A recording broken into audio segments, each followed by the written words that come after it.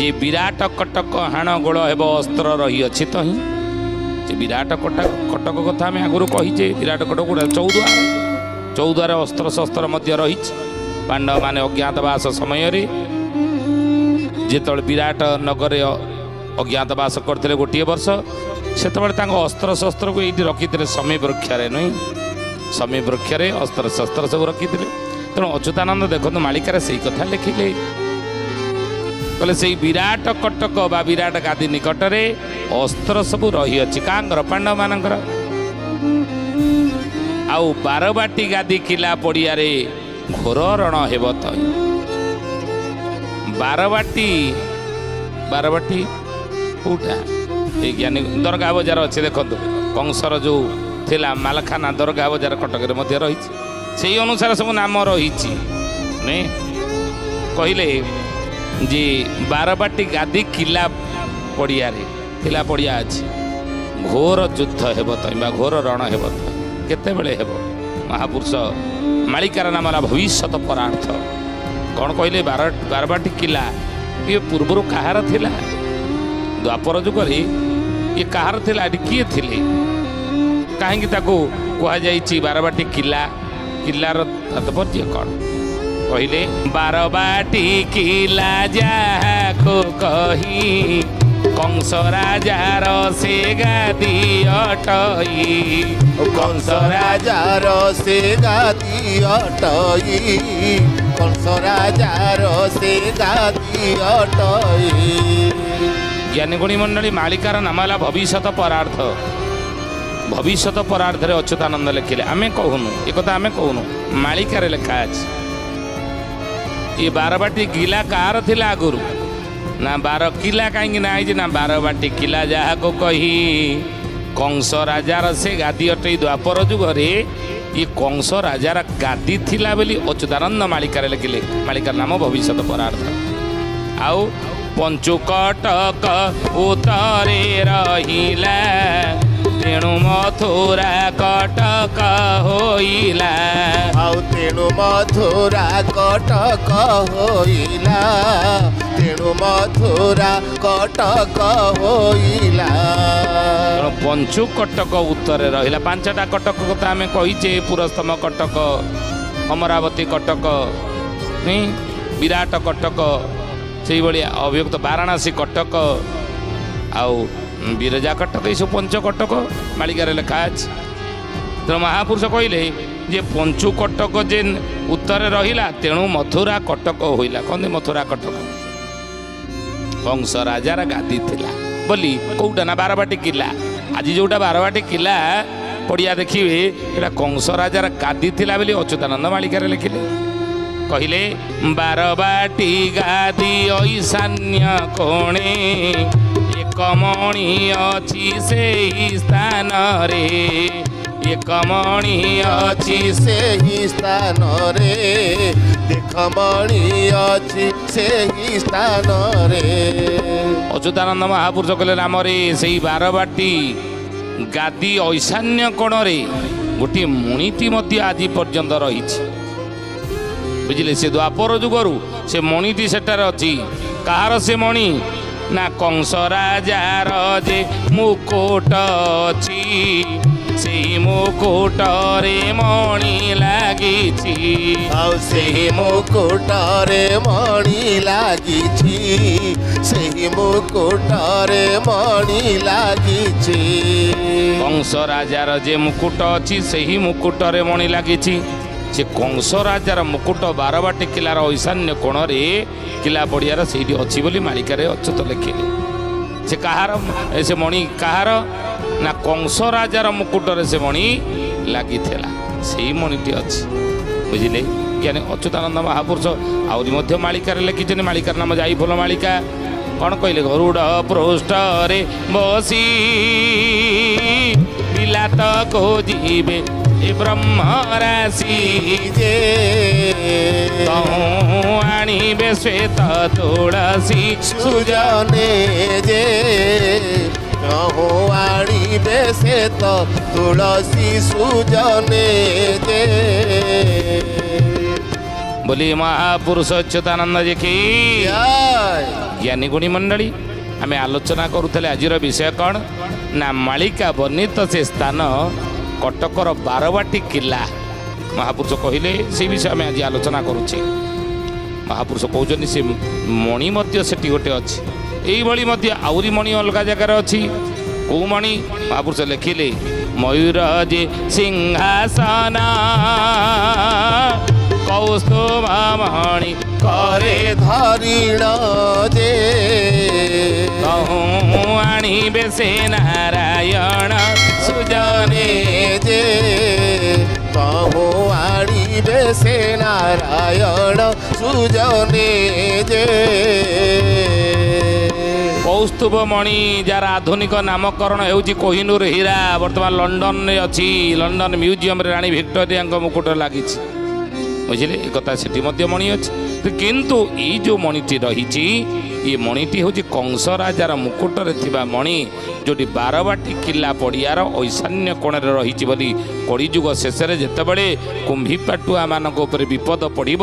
ସେତେବେଳେ ଏ ମଣିଟି କଂସ ମୁକୁଟରେ ଯେଉଁ ମଣିଟି ଲାଗିଥିଲା ତାହା ଉଦ୍ଧାର ହେବ ବୋଲି ଅଚ୍ୟୁତାନନ୍ଦ ମାଳିକାରେ କହିଲେ କଂସ ରାଜାର ଯେ ମୁକୁଟ ଅଛି ତହିଁ ମୁକୁଟରେ ମଣି ଲାଗିଛି ତହିଁ ଚାରି ପାଖେ ଖନ୍ଦକ ଜାଣ ଦୁଷ୍ଟ କଂସ ତା କରିଛି ଭିଆଣ দুষ্ট কংস তা করিছি ভিয়াণ দুষ্ট কংস তা করিছি ভিয়াণ তହିଁ ଚାରି ପାଖେ ଖନ୍ଦକ ଜାଣ କଂସ କରିଥିଲା ଦ୍ୱାପର ଯୁଗରେ ଆଉ ଦୁଷ୍ଟ କଂସ ତା କରିଛି ଭିଆଣ କହିଲେ ଧନୁ ଯାତ୍ରା ଗୋଟି କଂସ ଭିଆଇ ମଞ୍ଚା ବାନ୍ଧିଥିଲା ଶ୍ରୀକୃଷ୍ଣ ପାଇଁ ଆଉ ମଞ୍ଚା ବାନ୍ଧିଥିଲା ଶ୍ରୀକୃଷ୍ଣ ପାଇଁ ମଞ୍ଚା ବାନ୍ଧିଥିଲା ଶ୍ରୀକୃଷ୍ଣ ପାଇଁ ଜ୍ଞାନୀ ଗୁଣୀ ମଣ୍ଡଳୀ ଆମେ ଆଲୋଚନା କରୁଥିଲେ ବାରବାଟୀ କିଲ୍ଲା ପଡ଼ିଆ ବିଷୟରେ ମାଳିକା ବର୍ଣ୍ଣିତ ସେ ସ୍ଥାନ କଟକର ବାରବାଟୀ କିଲ୍ଲା ସେ ବାରବାଟୀ କିଲ୍ଲାର ତାର ମହାତ୍ମ୍ୟ କ'ଣ ପୂର୍ବରୁ ସେ କ'ଣ ଥିଲା ବର୍ତ୍ତମାନ ବାରବାଟୀ କିଲ୍ଲା ହେଇଛି ନୁହେଁ ଏବଂ ତାରି ଉପରେ ଭବିଷ୍ୟତବାଣୀ କ'ଣ ଅଚ୍ୟୁତାନନ୍ଦ କରିଛନ୍ତି ସେ ବିଷୟ ଆମେ ଆଲୋଚନା କରୁଛେ କହିଲେ ଯେ ମଞ୍ଚା ଉପରେ ଏ ଧନୁଯାତ୍ରା ଗୋଟି କଂସ ଭିଆଇ ମଞ୍ଚା ବାନ୍ଧିଥିଲା ଶ୍ରୀକୃଷ୍ଣ ପାଇଁ ମଞ୍ଚା ଉପରେ ବିଜୟ ରାଜନ ଖନ୍ଦକେ ବସିବେ ବୋଲି ଆପଣ ଖଣ୍ଡକେ ବସିବେ ବୋଲି ଆପଣ ଦଣ୍ଡକେ ବସିବେ ବୋଲି ଆପଣ ପ୍ରଭୁ କଳି ଯୁଗରେ ସେଇଠାରେ ବସିବେ ଅଚ୍ୟୁତାନନ୍ଦ ମହାପୁରୁଷ କହିଲେ ଯେଉଁ ଖନ୍ଦକ କରିଥିଲା ସେ ମଞ୍ଚାଟି ନିର୍ମାଣ କରିଥିଲା ଦ୍ୱାପର ଯୁଗରେ କଳି ଯୁଗରେ ସେଇ ବାରବାଟୀ କିଲ୍ଲାରେ ରହିଛି ଆଉ ସେଇ ମଞ୍ଚା ଉପରେ ସେଇଠାରେ ପ୍ରଭୁ ଆସି ବସିବେ ବୋଲି ଅଚ୍ୟୁତାନନ୍ଦ ମହାପୁରୁଷ ମାଳିକାରେ ଲେଖିଲେ କଳି ଯୁଗରେ କଳିକି ଅବତାରେ ସ୍ୱୟଂ ଜଗନ୍ନାଥ ମହାପ୍ରଭୁ ସେଇଠାରେ ଆସି ବିରାଜିତ ହେବେ ସେଇଠି ମଧ୍ୟ ପ୍ରଭୁଙ୍କର ଲୀଳା ଖେଳା କିଛି ହେବ କଟକ ବାରବାଟୀ କିଲ୍ଲା ପଡ଼ିଆରେ ବୋଲି ମହାପୁରୁଷ ଲେଖିଲେ ଆଉ କ'ଣ କହିଲେ ନା ସେଇ ଖନ୍ଦକ ସେହି ଦିନୁ ଅଛି କଂସ ରାଜା ଖଡ଼ଗ ଗୁପ୍ତ ହୋଇଛି କଂସ ରାଜା ଖଡ଼ଗ ଗୁପ୍ତ ହୋଇଛି କଂସ ରାଜା ଖଡ଼ଗ ଗୁପ୍ତ ହୋଇଛି ଦ୍ୱାପର ଯୁଗରେ କଂସ ଯେଉଁ ତରବାରୀ ଧରିଥିଲା ଖଣ୍ଡା ଖଡ଼ଗ ଅଚ୍ୟୁତାନନ୍ଦ ମହାପୁରୁଷ କହିଲେ ରାମରେ ସେଇ ଖଡ଼ଗ ସେଇ ବାରବାଟୀ କିଲ୍ଲା ପଡ଼ିଆରେ ଆଜି ପର୍ଯ୍ୟନ୍ତ ମଧ୍ୟ ଗୁପ୍ତରେ ରହିଛି ଆଉ ସମୟ ଆସିବ ଯେତେବେଳେ କେତେ ସାହେବ ତହିଁ ହଣା ହେବେ ଖନ୍ଦକ ଗୋଟି ମୁଣ୍ଡମାଳ ହେବେ ଖନ୍ଦକ ଗୋଟି ମୁଣ୍ଡମାଳ ହେବେ ଖନ୍ଦକ ଗୋଟି ମୁଣ୍ଡମାଳ ହେବେ ସେଇ ବାରବାଟୀ କିଲ୍ଲା ପଡ଼ିଆରେ ଯୁଦ୍ଧ ହେବ ସଂଗ୍ରାମ ଲାଗିବ ମହାସଂଗ୍ରାମ ଲାଗିବ ଏ ଜ୍ଞାନୀ ଗୁଣୀ ମଣ୍ଡଳୀ ଭବିଷ୍ୟତ ମାଳିକାରେ ଏ କଥା ଯାହା କେବେ ମିଛ ହେବ ନାହିଁ ଅନେକ ଘଟଣା ଘଟିଯାଇଛି ମାଳିକାରେ ଯାହା ବର୍ଣ୍ଣନା ମହାପୁରୁଷ କରିଦେଇଯାଇଛନ୍ତି ତାହା ଆମେ ପ୍ରତ୍ୟେକ ରୂପରେ ଦେଖିଛେ ଆହୁରି ଯାହା ଘଟିବ ବୋଲି ମହାପୁରୁଷ ଅଚ୍ୟୁତାନନ୍ଦଙ୍କର ମାଳିକାରେ ବର୍ଣ୍ଣନା ରହିଛି ତା ଆଗକୁ ମଧ୍ୟ ନିଶ୍ଚିତ ହେବ ବୋଲି ଏ ବିଶ୍ୱାସ ରଖନ୍ତୁ କହିଲେ ସେ ଖଡ଼ଗ ଅଛି ଏବଂ ସେଇ ଖଡ଼ଗ ଦିନେ ବାହାରିବ କଂସ ରାଜାର ଖଣ୍ଡା ରହିଛି ବାରବାଟୀ କିଲ୍ଲା ପଡ଼ିଆରେ। ମହାପୁରୁଷ ଲେଖିଲେ କହିଲେ ସେହି ଖଡ଼ଗକୁ ଆପଣେ ଧରିବେ ଜୋବରା ଘାରେ ମ୍ଲେଚ୍ଛ ନାଶ ହେବେ। ଆଉ ଜୋବରା ଠାରେ ମେଳଛ ନାଶ ହେବେ, ଜୋବରା ଠାରେ ମେଳଛ ନାଶ ହେବେ। ଯେତେବେଳେ ବାରବାଟୀ କିଲ୍ଲା ପଡ଼ିଆରେ ମହାସଂଗ୍ରାମ ମହାଯୁଦ୍ଧ ଚାଲୁଥିବ ଭବିଷ୍ୟତରେ, ସେତେବେଳେ ମହାପୁରୁଷ କହିଲେ ସେ କଂସ ରାଜାର ଖଡ଼ଗକୁ ପ୍ରଭୁ ଧରିବେ। ସେହି ଖଡ଼ଗକୁ ଆପଣ ଧରିବେ ଜୋବରା ଠାରେ ମ୍ଲେଚ୍ଛ ନାଶ ହେବେ। କହନ୍ତିନି ଜୋବରା ଘାଟରେ ପରୀକ୍ଷା ହେବ, କଟକ ଜୋବରା ଘାଟରେ ପରୀକ୍ଷା ହେବ, ଆଣଗୋଳ ହେବ ଜୋବରା ଠାରେ। ଜ୍ଞାନୀଗୁଣୀ ମଣ୍ଡଳୀ କେଉଁ ଖଡ଼ଗ ନା କଂସ ରାଜାର ଖଡ଼ଗକୁ ଧରିବେ ବୋଲି ମହାପୁରୁଷ ଲେଖିଲେ ପ୍ରଭୁ ଧରିବେ। କହିଲେ ଲକ୍ଷେ ଶତ କାଠ ମାଳିଆ ଭଗତ ସୁଧ ମାଂସ ସେ ଯେ ଯୋଗ୍ନି ପଦାର୍ଥ। ଆଉ ସୁଧ ମାଂସ ସେ ଯେ ଯୋଗ୍ନି ପଦାର୍ଥ, ସୁଧ ମାଂସ ସେ ଯେ ଯୋଗ୍ନି ପଦାର୍ଥ। ଦ୍ୱାପର ଯୁଗରେ ପ୍ରଭୁ ଦୁର୍ଗାଙ୍କୁ ଶପଥ କରିଛନ୍ତି ଦୁର୍ଗାଙ୍କ ନିକଟରେ। ମନ ଦେଇକି ଶୁଣନ୍ତୁ ଏ କଥା। ଏ ଜ୍ଞାନୀଗୁଣୀ ମଣ୍ଡଳୀ ଦ୍ୱାପର ଯୁଗରେ ଗୋପାଳ ବାଳକମାନଙ୍କୁ ଦେଖି ଗୋଗୋଷ୍ଠରୁ ଯେତେବେଳେ ଗୋପାଳ ବାଳକମାନେ ଫେରୁଥିଲେ, ଗାଈ ଚରିକି ଫେରୁଥିଲେ ବୃନ୍ଦାବନରୁ ଗାଈ ଚରିକି ଗୋପପୁରକୁ, ସେତେବେଳେ ଆଦି ପୂର୍ଣ୍ଣମାସୀ ସ୍ୱୟଂ ମା ଭବାନୀଙ୍କର ସ୍ୱରୂପ ମା ଭବାନୀ ସିଏ। ଏ ଭବାନୀ ଯେତେବେଳେ ଗୋପାଳ ବାଳକମାନଙ୍କୁ ଫେରୁଥିବାର ଦେଖି ଜିହ୍ୱା ଲହ ଲହ ବଢ଼େଇଲେ। ପ୍ରଭୁ ପଚାରିଲେ ଏ ଭବାନୀ ତୁମେ କାହିଁକି ଏ ଆଦି ପୂର୍ଣ୍ଣମାସୀ କାହିଁକି ମୋ ବନ୍ଧୁ ସାଙ୍ଗ ସାଥୀ ସହୋଦରମାନଙ୍କୁ ଦେଖି ଏମିତି ଜିହ୍ୱା କାହିଁକି ଲହ ଲହ କରୁଛ? ନା ତୁମର ଗୋପାଳ ବାଳକମାନଙ୍କୁ ଭକ୍ଷିବା ପାଇଁକି ମୋର ଭାରି ଇଚ୍ଛା। କାହିଁକି ନା ଏମାନେ ଶୁଦ୍ଧ ମାଂସ। ନା ଏଇ ଯୁଗରେ ନୁହଁ, ଇଏ ମୋର ଆତ୍ମୀୟ ସ୍ୱଜନ, ମୋର ଇଏ ହେଉଛନ୍ତି ସାଙ୍ଗ ସାଥୀ ସହୋଦର। ମୋ ମନ ଭିତରେ କଷ୍ଟ ହେବ, ତୁମର ଇଚ୍ଛା ମୁଁ ପୂରଣ କରିବି। ଏ ଦ୍ୱାପର ଯୁଗରେ ନୁହଁ, ଯେତେବେଳେ କଳିଯୁଗ ଆସିବ ହେ ଭବାନୀ ମୁଁ ତୁମକୁ ଶୁଦ୍ଧ ମାଂସ ଦେବି। ତେଣୁ ଅଚ୍ୟୁତାନନ୍ଦ ମାଳିକାରେ ଲେଖିଲେ କଟକ ବାରବାଟୀ କିଲ୍ଲାରେ ଯେତେବେଳେ ମହାଯୁଦ୍ଧ ଚାଲୁଥିବ, ସେତେବେଳେ ଜୋବରା ଘାଟରେ ପ୍ରଭୁ ପରୀକ୍ଷା ନେବେ। ଆଉ ସେଇ ପରୀକ୍ଷାରେ ଲକ୍ଷେ ଶତ କାଠମାଳିଆ ଭକ୍ତ ଯିଏକି ଶୁଦ୍ଧ ମାଂସ, ଆଉ ମହାପୁରୁଷ କହୁଛନ୍ତି ଇଏ ହେଉଛି ଯୋଗିନୀ ମୁଖରେ ସମସ୍ତେ ପଡ଼ିବେ ବୋଲି। ଏ ମହାପୁରୁଷ ଅଚ୍ୟୁତାନନ୍ଦ ଯେ କି ଜ୍ଞାନୀଗୁଣୀ ମଣ୍ଡଳୀ ଶୁଦ୍ଧି ଜାନେ। ଆଜିର ମାଳିକା ବଚନରେ ଆମେ ଆଲୋଚନା କରୁଛେ କ'ଣ ବିଷୟ ନା ମାଳିକା ବର୍ଣ୍ଣିତ ସେ ସ୍ଥାନ କଟକର ବାରବାଟୀ କିଲ୍ଲା।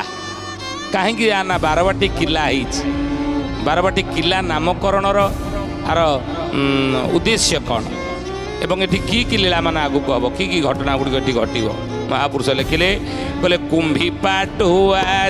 ଯେତେ କଥିବେ କାଳିଆ ବୋଦାରେ ବଳି ପଡ଼ିବେ। ଆଉ କାଳିଆ ବୋଦାରେ ବଳି ପଡ଼ିବେ, କାଳିଆ ବୋଦାରେ ବଳି ପଡ଼ିବେ। ଏଇ ସମୟରେ ବାରବାଟୀ କିଲ୍ଲାରେ ଯେତେବେଳେ ଯୁଦ୍ଧ ଚାଲୁଥିବ, ସେଇଠି କଟକର ଜୋବରା ଘାଟରେ ପରୀକ୍ଷା ପ୍ରଭୁ ନେବେ। ଆଉ ସେହି ସମୟରେ ମହାପୁରୁଷ କହୁଛନ୍ତି ଯେଉଁ କାଳିଆ ବୋଦା ରହିଛି, ଆପଣ ଜାଣୁନାହାନ୍ତି ଗୁରୁପୀଠ କାଳିଆ ବୋଦା, କେବେ ଯାଆନ୍ତୁ। ଏ ପ୍ୟାଣ୍ଟ ସାର୍ଟ ପିନ୍ଧିକି ତା ଭିତରକୁ ଆପଣ ଯାଇପାରିବେ ନାହିଁ, ଏ ପ୍ରତିବନ୍ଧକ। ସେଠି ଗୋଟେ ନିୟମ ରହିଛି, ନୀତି ରହିଛି। ଭିତରକୁ ଗଲେ ତ ଆପଣଙ୍କୁ ଡର ଲାଗିବ ନା। ତେଣୁ ସେଠି ହାତ ପାଦ ଧୋଇବେ, ଗାମୁଛା ଖଣ୍ଡେ ଶୁଦ୍ଧ ଧୁଆ ଗାମୁଛା ସିଏ ରଖିଥିବେ, ତାକୁ ପିନ୍ଧିବେ,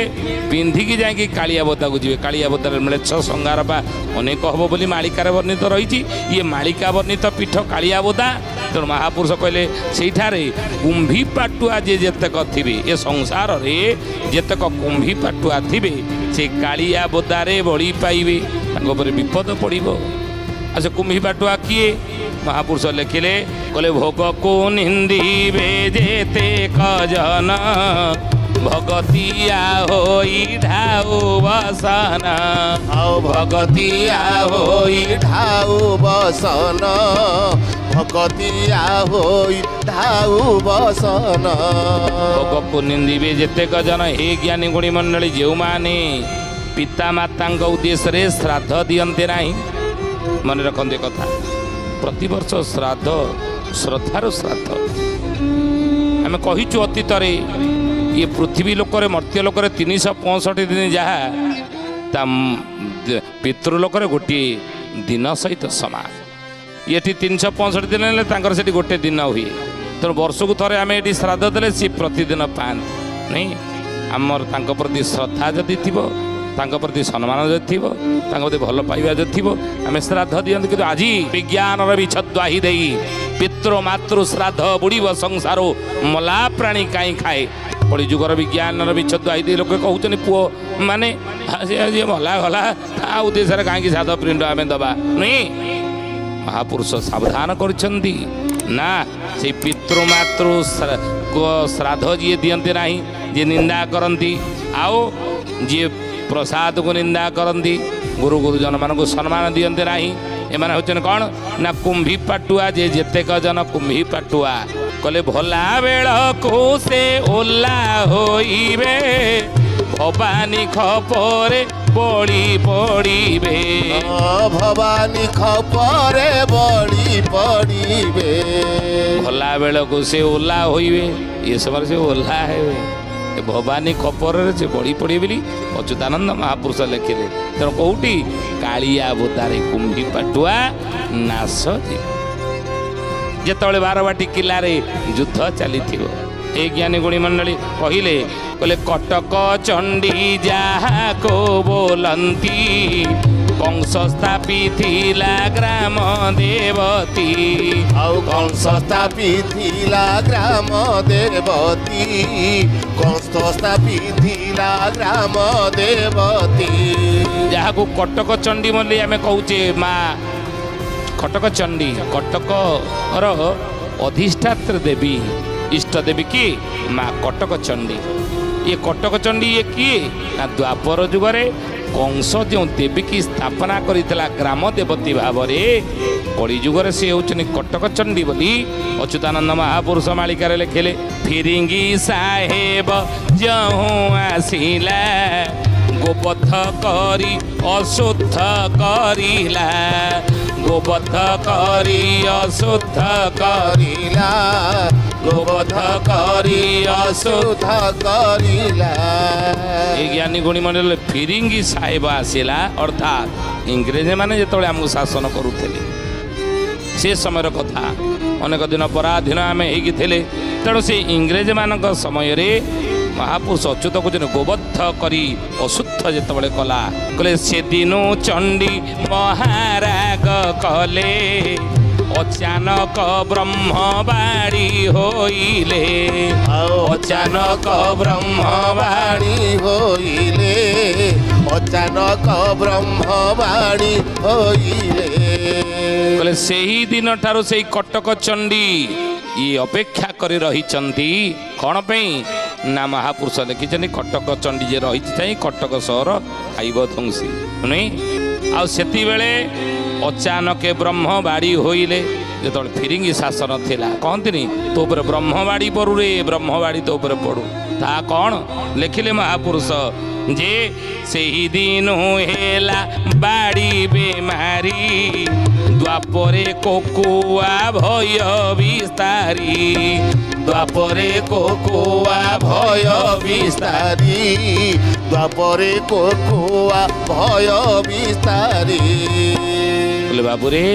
सही दिन हेला बाड़ी बेमारी द्वापरे कोकुआ भय विस्तारी कहते कुंभीपाक नरक कुंभीपाक नरक से पड़े भागवत जो 84 लक्ष लेखा अच्छी तादर कुंभीपाक नरक हूँ गोटे तेणु से कुंभीपाक नरक क्यों मैंने पड़े ना जो मैंने पितृमातृ उद्देश्य श्राद्ध दियंते ना जो मैंने गुरु गुरुजन मानक सम्मान करते ना अवज्ञा करते गुरु गुरुजन को आ जो मैंने प्रभुंकर प्रसाद को निंदा करती महापुरुष कहले से मैंने हूँ कुंभी पाटुआ से मैंने कुंभीपाक नरक पड़े कालिया बोदारे मृत संहारण बेले।